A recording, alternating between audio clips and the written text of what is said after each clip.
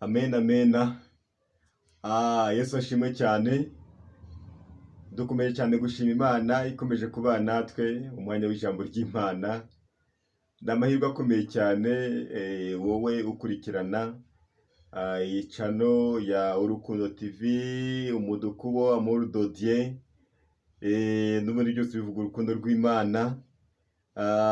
Buri wese ukudagishaka kuba twakomeza kubana neza kandi ngo jya uhitabona notification imwereka yuko yamaze ijambo ry'Imana yamaze guhagera. Wakora subscribe ku bakoresha icyongereza, bakora igifaransa mwakora icyo bita s'abonner, kuko nizo ndimi ebyiri bakunda gukurikirana kuri YouTube.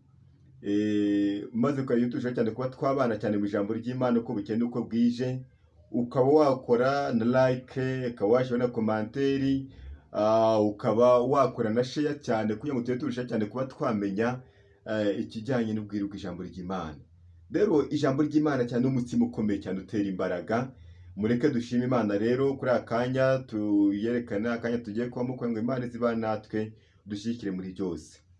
Uri Imana nziza, uri igitare cyiza, uri sambu dakama, uri igiti cy'inganzamarumbu mu izina rya Yesu Kristo. Mana tugushime cyane komeje kubana tugeze mu mwanya w'ijambo ryawe. Reka dushyikire muri iri jambo Mana uziribemo mu izina rya Yesu Kristo. Ntabari ugiye kurivuga, ntabari ugiye kuryumva, ahubwo reka umugamba n'ubushake gomba bagahita muri twebwe. Urakoze kwibana natwe byose nzageze kwe tumama wacu. Amen. Rero amahoro y'Imana akomeza abana mu iteka ryose kandi akomeza bashikira uko bukende uko bwije. Ni Samuel n'ubundi mukomeje kubana mu ijambo ry'Imana kubageze kuri icano bwa mbere. Ni Samuel muteze Imana niyo muri kumwe iteka ryose, niyo muri kumwe muri iyi minsi, ariko bitavuze ngo nabandi bariho kukura musufungu ibiganiro byari bigano byinshi ko nabandi pastor benshi twagiye dukorana. Ijambo ry'Imana barahari bagiye babikora rwose, pastor benshi cyane kandi bafite icyo bita ijambo ry'Imana riri hagati muri bo. Uko cyane twamenye neza yuko muri iyi minsi abantu benshi cyane bakora ijambo ry'Imana. Uko twamenye neza yuko nyuma y'ubuzima hari ubundi buzima. Ibyo wakora byose tujye twikira cyane tuvuga ngo nyuma y'ubuzima hari ubundi buzima. Ibyo wakora byose rero utabaye maso ni ibintu bigoranye cyane. Impamvu Imana dusaba cyane gora turi maso, gora cyane kuba maso gutya ntago ari ugukana nkuko kumba ndi kubareba na muri kundeba, ahubwo gifite agaciro cyane ni ukuba maso ukirinda cyane ko waza gutungurwa n'ibijyanye n'iby'iminsi n'ibihe. Amena. Mureke cyane tuba twasoma ijambo ry'Imana rero dusanga mu gitabo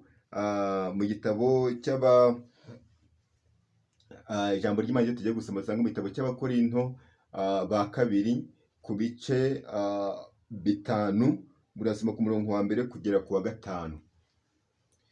Abakorinto ba kabiri ibice 5 umurongo wa mbere kugera ku wa 5 haravuga ngo tuzi yuko niba inzu y'ingando yacu yo mu isi izasenywa, dufite inyubako ituruka ku Mana, inzu itubatswe n'intoki itazashira yo mu ijuru, kuko tunihira muri iyi ngando twifuza kwambikwa inzu yacu izava mu ijuru kugira ngo tuyambare tutazasangwa twambaye ubusa. Kuko twebwe abari muri iyi ngando tuniha turemerewe, icyakora si uko dushaka kuyamburwa, ahubwo nuko dushaka kwambikwa ya yindi ngo igipfa kimirwe n'ubugingo. Imana niyo yaturemeye iyo ngiyo, ndetse yayiduhereye umwuka ho ingwate. Amena. Imana ishimwe cyane. Iyi ngiyi ni inzu cyane ikomeye cyane turimo dushaka. Ubundi iyo tuvuga ikintu bita inzu ubundi aba ari umubiri wacu, aba ari imibiri yacu. Twamaze kumenyeza amakuru yuko iyi mibiri yacu twambaye iyi ngiyi, iki kibiri twambaye iki nta gaciro gifite cyane, ubwo iki n'ubundi kizasenywa kizavaho tuzapfa, maze twambike wa mubiri wa wundi utabora, wa wundi muzima, wa mubiri muzima niwo tuzambara iteka ryose. Twamenye neza yuko uyu mubiri wacu uyu nguyu uzavaho burundu, uzavaho burundu rwose. Niko kuri kw'ijambo ndabibabwiye, niko kuri uyu mubiri wacu uzavaho, ariko ifite agaciro cyane nuko hari indi ngando, hari undi mubiri Kristo yifuza kuba yaduhereza iyi saha, maze uwamwizeye wese yambara uwo mubiri, kandi uwo mubiri neza tuzi neza yuko uwo mubiri iyo uwambaye ntabwo ujya upfa. Uyu nguyu w'inyuma, uyu nguyu urapfa, ariko iteka ryose uyu mubiri wo nguwo Kristo ajya atanga ntabwo ujya upfa na gato. Amena. Uko ijambo ritubwira ngo tubizi neza yuko iyi ngando yacu, uyu mubiri wacu uzavaho. Ubundi icya mbere cyo wagombye kumenya, ugomba kwicara ufite amakuru ashoboka, uzi neza yuko uyu mubiri wambaye uyu nguyu uzavaho. Ibyo wakora byose wawusiga, ibyo wawusiga byose, ibirungo byose wawusiga uvuga ngo ndawusiga amavuta ameze gutya na gutya, wawusiga ahenze, wawusiga amavuta adahenze, ariko icyo ugomba kumenya neza ni uko uyu mubiri twambaye uyu nguyu uzavaho. Uyu nguyu uzavaho, kandi niko kuri kw'ijambo ry'Imana. Uyu mubiri twambaye uyu nguyu uzavaho. Uzavaho, ndabibabwije, niko kuri. Uyu mubiri twambaye uzavaho. Ubundi iteka ryose buri muntu wese, iyi Imana imaze kuvuga ngo maze kumurema, iyo umaze gukandagira muri iyi si, umenya neza itariki ukandagiye muri iyi si, ariko Imana yo mu ijuru nayo ibizi neza itariki yawe yo gupfa. Itariki yawe yo gupfa ibizwe. Rero niyo mpamvu mu byahishwe batubwira ngo hahirwa abapfa bapfira mu mwami. Amen. Kuko abo ngabo hari imiruho yo mu isi bamaze kuruhuka. Ereka ibiturushya muri iyi si ni byinshi, ibikurwanya ni byinshi. Abo mufite ibibazo by'amazu, abandi mukagira ibibazo by'akazi, abandi mukagira ibibazo byo kubura aho kuba, abandi mukagira ibibazo by'uruzerero, abandi mukagira ibibazo bitandukanye. Ariko igifite agaciro cyane, iyo wamaze kwambara wa mubiri wa wundi, wamaze kwambara ya nzu ya yindi itagisenywa, ya yindi ihora ikomeye cyane, iyo wamaze kwambara wa mubiri wa wundi waremewe na Kristo, ariko gakiza, aho ngaho nubwo wapfa, uwo n'ubundi upfa umuyiringira, n'ubundi upfa umwizera, maze ukagenda neza, maze ukavuga ngo ntabwo ari njyewe uriho, ni Kristo uri hagati muri njyewe. Ibyo nkora byose, n'ibyo mvuga byose, ntabwo bivuga ku bwanjye, ntabwo bikora ku bwanjye, ahubwo bikora ku bwa Kristo utuye hagati muri njyewe. Amena.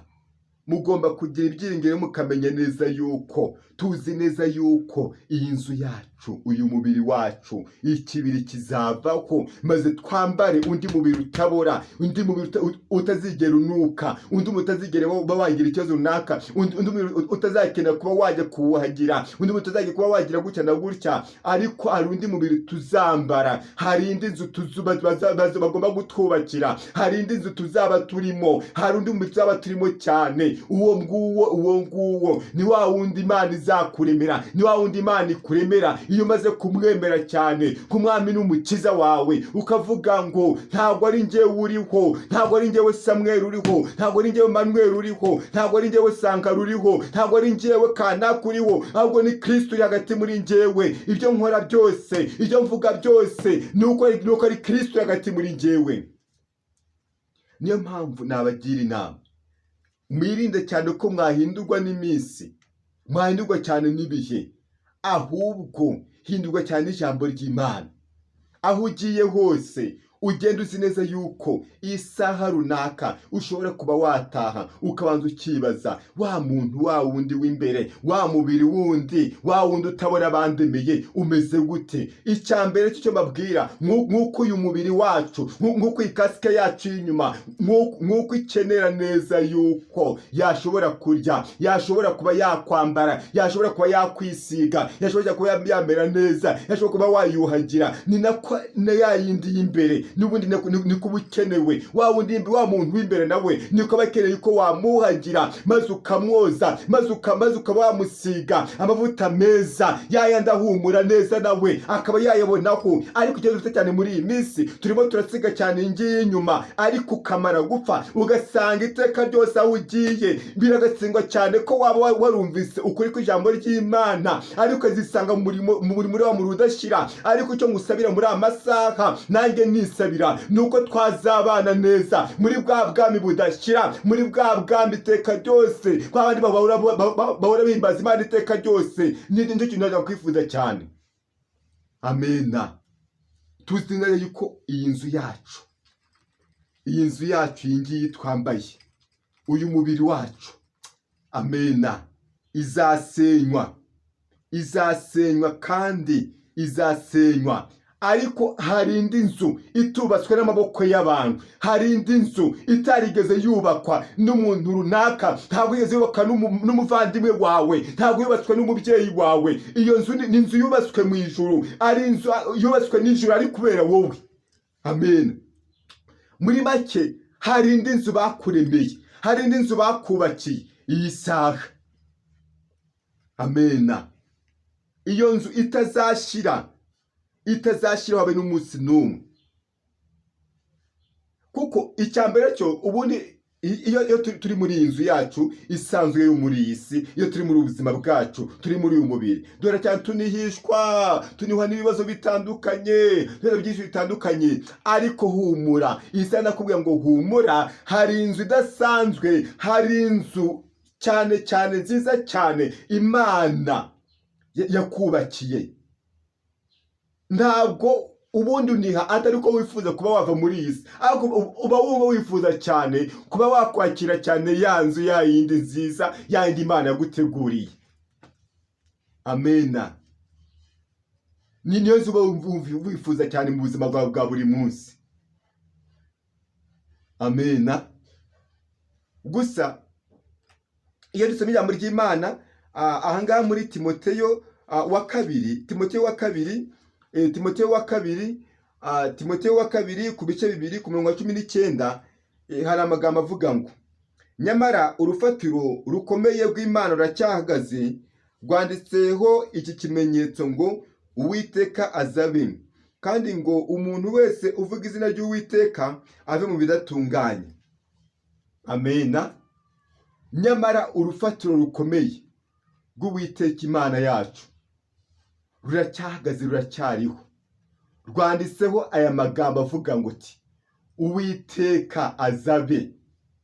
Kuri 20 akavuga ngo, 20 avuga ngo, mu nzu y'inyumba ntihabamo ibintu by'izahabu n'iby'ifeza gusa, ahubwo habamo n'iby'ibiti n'iby'ibumba, kandi bimwe babikoresha iby'icyubahiro, naho ibindi bakabikoresha ibiteye isoni. Nuko rero umuntu niyeza akitandukanya n'ibidatunganye, azaba ikintu cyo gukoreshwa iby'icyubahiro cyejejwe, kigira nyiracyo umumaro kandi cyatunganyirijwe imirimo myiza. Amena. Imana ishimwe cyane. Nyamara urufatiro rw'Imana yacu rukomeye, muri make ruracyariho kandi ruracyahagaze iyi saha. Rwanditsweho amagambo avuga ngo Uwiteka azabe. Amen. Icyambere, turi mu nsengero mwihangane, turi mu isengero turi benshi, dutura n'amaturo menshi ashoboka, dutanga ibyacu mu buryo bushoboka, tugenda mu buryo butandukanye, ariko icyambere gifite agaciro Uwiteka azabe. Imana ishimwe cyane. Uriyoberanya ugashaka kwerekana yuko uri mukuri kw'ijambo ry'Imana, ugashaka kwerekana yuko wowe ibyo uvuga yuko ariko kuri, ariko icyo mubwira niko kuri, nuko Uwiteka azabe. Niyo mpamvu y'abandi tubwiye ngo umuntu wese icyambere cyo ngo mu nzu y'inyumba ntabwo habamo ubwoko bumwe bw'ibiti, habamo ibiti by'amoko menshi. Hari ibyo bakoresha ibiteye isoni, hari ibyo bakoresha ibintu bitandukanye, ariko ijambo ry'umumaro cyane ni ukumenya ndiki muri ibyo biti. Uko garagara uko ngaragara nk'umuntu ukoreshwa ibiteye isoni, nk'umuntu ukoresha ibifite umumaro, bimeze gute? Wabikoresha uri umushumba, wabikoresha uri umupasitoro, wabikoresha uri umubwirizabutumwa, wabikoresha uri umuririmbyi. Rero umwanya waba ufite, erega icyaha ntabwo gitinya ikoti wambaye. Icyaha nticyatinya ikoti wambaye, icyaha nticyatinya baze wiyambariye, icyaha nticyatinya uriya mukenyero wambaye, icyaha nticyatinya iriya kanzu nziza cyane wambaye. Icyaha ntabwo cyatinya buri kimwe cyose cyiza wabona gufite, ahubwo icyaha gitinya Kristo nta kindi. Amena. Mana ishimwe cyane.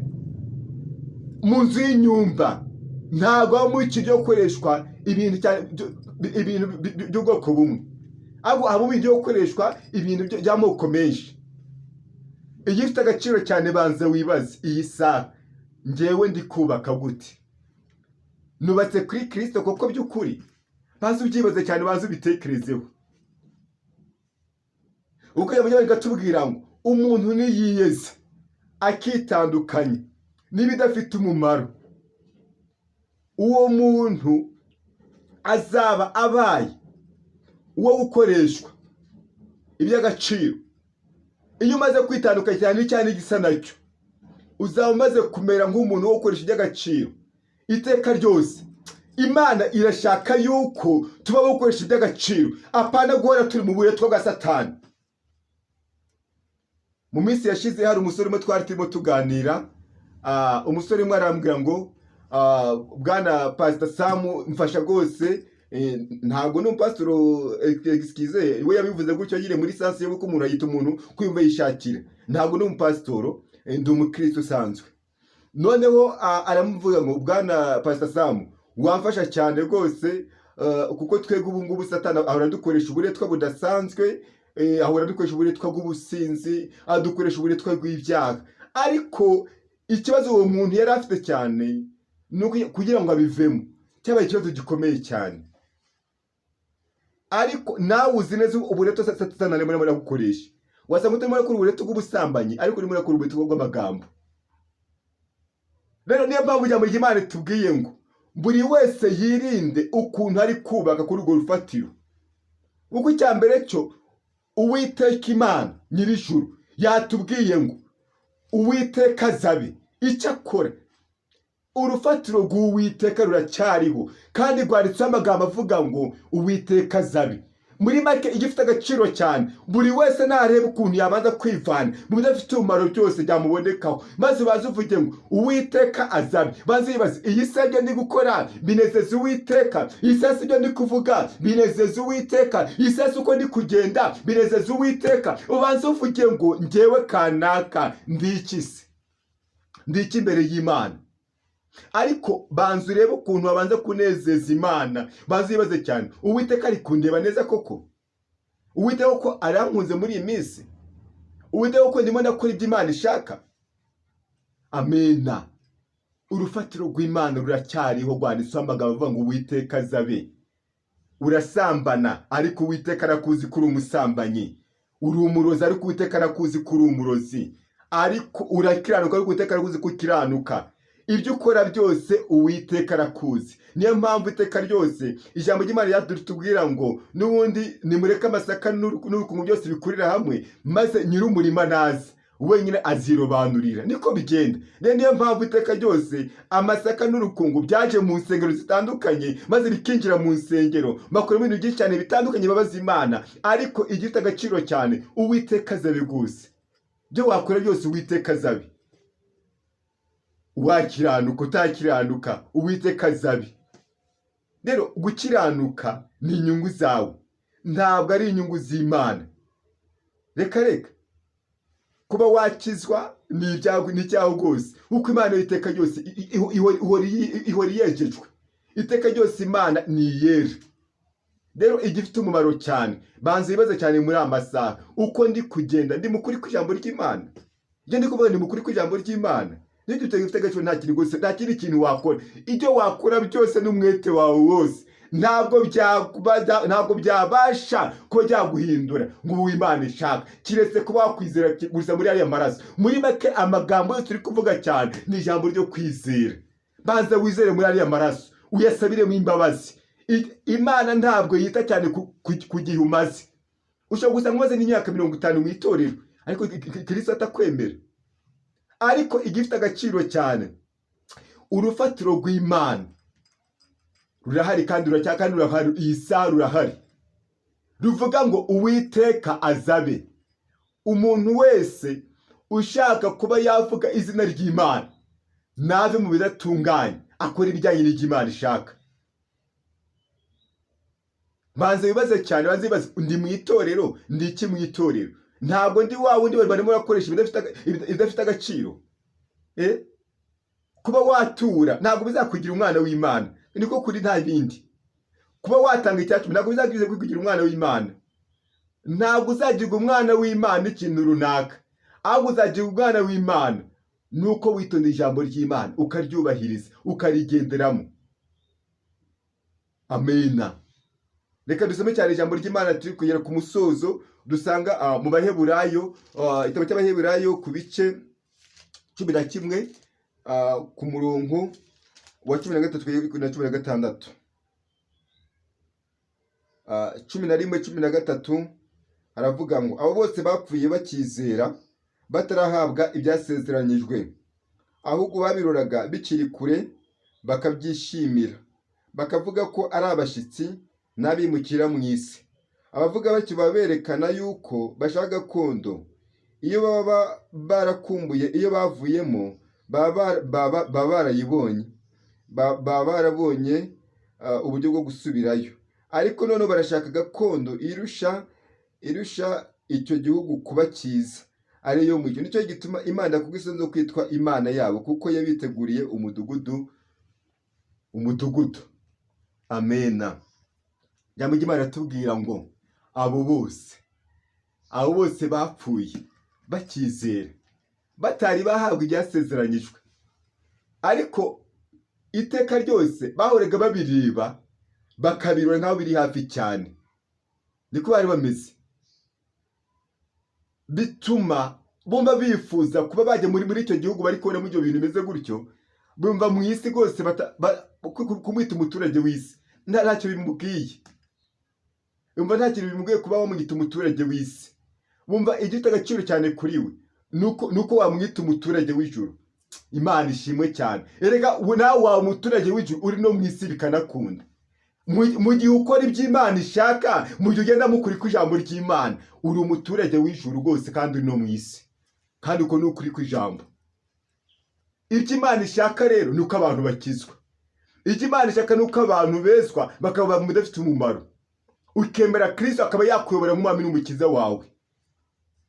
Amen. Wahindukira nawe waba uwo muturage w'ijuru, ukaba mu isi ariko uri n'umuturage w'ijuru. Icyambere cyo ni benshi cyane bagiye bizera ibyo bintu. Enoke yagiye aganira na Yesu, yagiye aganira n'Imana kubera amagambo yumvise Imana yari ifite.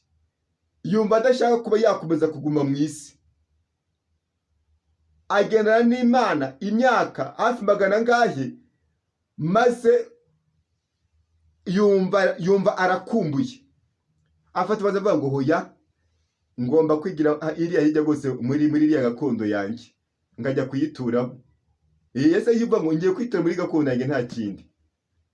Ahita agenda hakiri kare, harirukanga, aragenda rwose nta n'ikibazo yifitiye. Abana n'Imana n'isake baracyari kumwe n'Imana. Bategera icyo bita umuzuko, igihe impanda izabivuga, niyo kintu bategereje nta kindi.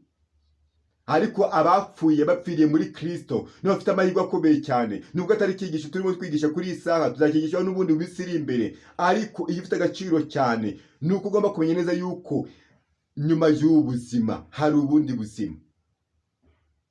abo bose bapfuye bakizera batari bagwa n'ibyasezeranyije, ariko bajyaga babirora cyane bakabona ngaho ari ibintu biri hafi cyane, bo akako babireba bumva none barifuje cyane ko bakwigira muri ubwo buzima bumeze gutyo, bagahita bigira mu ijuru, kuko babonaga ibintu byiza cyane biri mu ijuru, babona inzu nziza cyane yagiye abubakira, bavuga ngo hoya.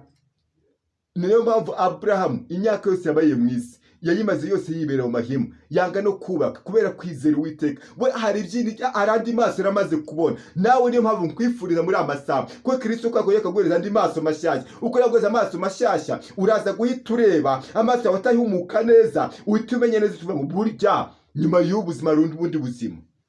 Niyo uraza guhita ubibona neza kandi uraza guhita ubimenya. Ariko icyo dufite cyane muri iyi minsi, abantu aho bahanze amaso cyane ni uko bidafite umumaro.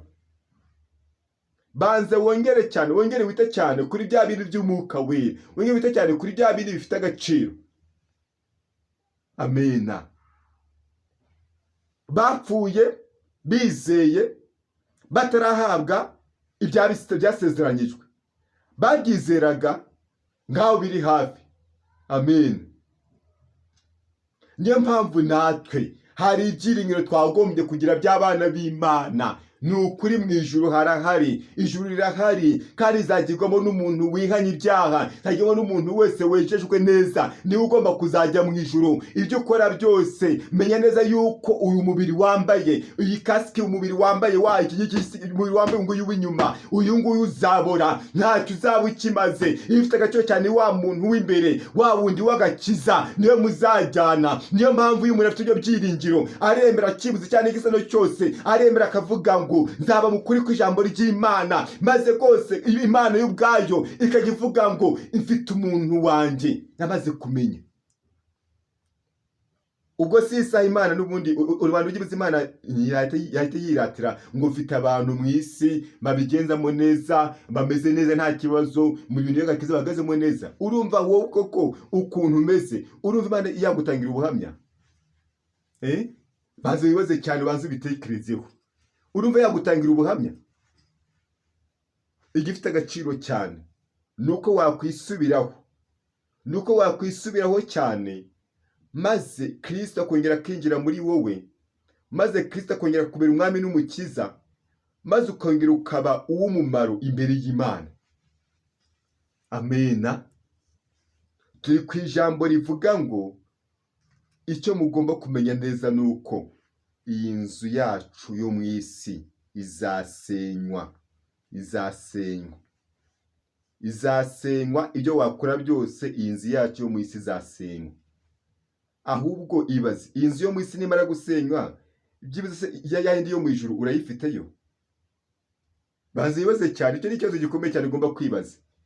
Yayindi yo mu ijuru urayifite? Ifite agaciro cyane nuko wamenya ukuri ku ijambo ry'Imana. Nta kindi nuko wakwihana ukemera Kristo, akongera akaba nawe iteka ryose, kongera ukamwizera mu byo ukora byose, ujye uvuga byose, ukavuga ngo ntabwo ari ku bwanjye, ni ku bwa Kristo. Amen. Ku bwa Kristo. Kuko Daniel iteka yose yabaga agiye gusobanura inzozi, yavuga ni ku bwa Kristo, ni ku bw'Imana, ku bw'umugambi w'Imana. Ntabwo ari ugiye gusobanura Imana hagati muri yindi gusobanura. Amen. Amapeti twagiye twihereza cyane atavuye ku Mana, wagiye wizamura ukigira apotre. Ni ndo kugiza apotre ubundi. Ntuburi jambo apotre arize. Wigira ngo bishop apotre ni the meaning of bishop. Icyo cyo bita bishop urabizi. Ibyo wakoza byose wabikure mu manyanga, n'ubundi iteka ryose bizagupfira ubusa. Ugomba kumenya neza yuko hari inzu twubatse, hari inzu barimo batubakira yo mu ijuru, kandi iyo nzu yo mu isi yo igomba kuvaho ukazabana na Yesu Kristo muri yindi yo mu ijuru. Amena. Dusoje mbifuza cyane kugira ibyiringiro byo kongera gukumbura igihugu cyiza cyane muzajyamo, kuko iyo ugikumbuye wumva utifuza cyane kuba abandi, kuko kubiwa abandi rwose biragora cyane. Ubundi umuntu azeza ko ari umushyitsi, agomba kugira ikintu bita guhora yiteguye gutaha iwabo, agomba guhora yiteguye ko isaha n'isaha yataha iwawe, agomba guhora yiteguye yirinda cyane kuba yamera nk'umwana wo mu rugo. Umwana wo mu rugo abona byose ashaka, umwana wo mu rugo ibyo ashaka byose arabikora, ariko wowe ubanza kubisabira uburenganzira. Niko bigenda, ko uri umushyitsi w'abandi. Ariko muhumure, Yesu yamaze kunesha isi byose, yamaze kubinesha byose. Niyo mpamvu iteka ryose ahora atugana uko bikenda uko bwije. Ariko icyo ngusaba, banze wibaze cyane, wubatse kurindi. Kuko icyambi cy'urufatiro rw'Imana gatubwiye ngo rwose ruracyahagaze kandi ruriho, kandi ngo witeka azabe. Ngo umuntu wese ushaka kwitirwa izina ry'Imana ngo nave mu bidatunganye, bidafite umumaro. Amena. Ba mu bidafite umumaro cyane, wemere Kristo aba ari ukuyobora, aba ari ugenda nawe muri byose. Murakoze, mureke dusenge. Imana idufashe kandi Imana ikomeze iturengere muri byose, ikomeze dushoboze cyane kubaka kuri Kristo, kandi turushaho cyane kuba twakubaka cyane iriya nzu itazasenywa, kuko tuzere ko iyi ngiyi yo mu isi izasenywa. Iri itazasenywa byiza bitubaka cyane kurusha ibindi byose. Imana ifite imbaraga, tugushime ku ijambo ryawe, twambika imbaraga zo gukubakaho, udushoboze kwizera by'ukuri. Urakoze, mbese bageneze kwa Kristo umwami wacu. Amen. Imana muri kumeze baho umugisha, dukomeza tubane cyane rwose. Mujye mwihangana mwumve ijambo ry'Imana, mwumve kuba ritangiye kuyarisoje.